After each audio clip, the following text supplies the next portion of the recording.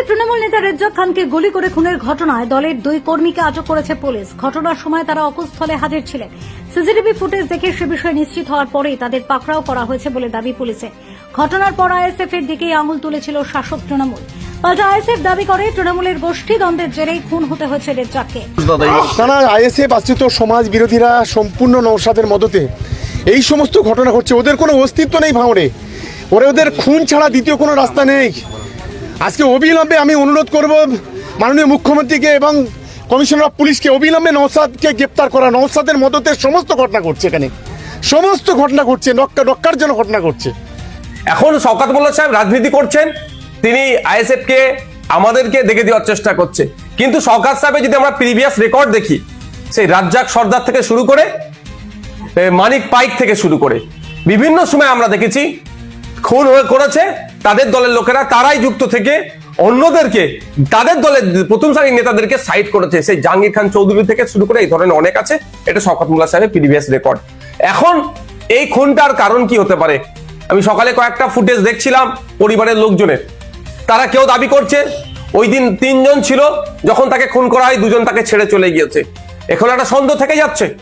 সাথে সাথে আজকে আর একটা ভিডিও ফুটেজ দেখলাম, পরিবারের লোকজন সরাসরি বলছে এটা গোষ্ঠীদ্বন্দ্বের শিকার হয়েছে।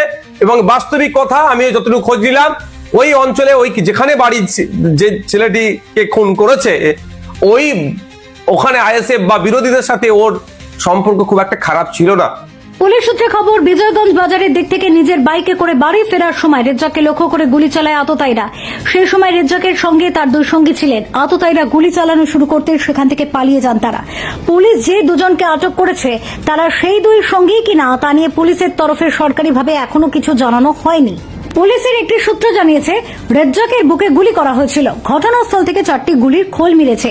শুধু গুলিই নয়, রেজ্জাকের চোখে মুখেও ধারালো অস্ত্র দিয়ে আঘাত করা হয়েছিল বলে জানিয়েছে পুলিশ সূত্র। এই ঘটনার পর থেকেই চাপা উত্তেজনা তৈরি হয়েছে ভাঙড় জুড়ে। সামনের বছরে বিধানসভা ভোট হওয়ার কথা রাজ্যে, আর তার আগে এই ঘটনায় আশঙ্কিত স্থানীয়রা। তাদের একাংশের দাবি, ক্যানিং পূর্বে তৃণমূল বিধায়ক শওকত মোল্লা এবং সাসপেন্ড হওয়া তৃণমূল নেতা আরাবুল ইসলামের দ্বন্দ্বের জেরেই খুন হয়েছেন রেজ্জাক। ভাঙড়ে একসময় আরাবুল ঘনিষ্ঠ বলেই পরিচিত ছিলেন রেজ্জাক। শুক্রবার সে কথা নিজেও জানিয়েছেন আরাবুল। কান্নায় ভেঙে পড়া প্রাক্তন তৃণমূল নেতা বলেন, ক্ষমতায় থাকার সময় রেজ্জাক আমার ছায়ার সঙ্গী ছিল, আমার খোঁজ খবর নিত রেজ্জাক। রাজ্জাক আমার অত্যন্ত প্রিয় ছিল। আজকে আমার সব থেকে বেদনা, সব থেকে দুঃখ, আমি কাল রাত থেকে কেঁদেছি।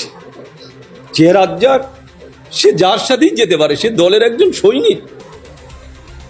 আজকে